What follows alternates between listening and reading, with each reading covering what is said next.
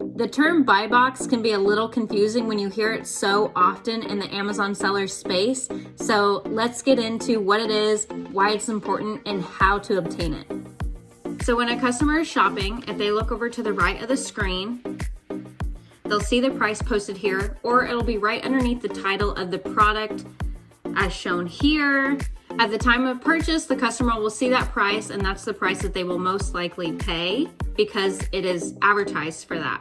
As Amazon sellers, we want to be able to obtain the buy box as much as possible. So I'm going to talk about a few ways to make sure we obtain it. First off, Amazon is always going to prioritize FBA sellers rather than FBM sellers, which FBA is fulfilled by Amazon.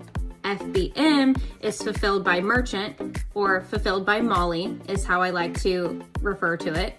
So the reasoning behind prioritizing FBA is because the customers then qualify for prime shipping, which that's why customers go to Amazon. The flip side of that is that for us sellers, it's great because once customers order from Amazon, then Amazon is taking each of those items and sending them directly to the customers. So it's a lot less of a headache for us to do FBA. There's a few more bonus tips that I would like to add.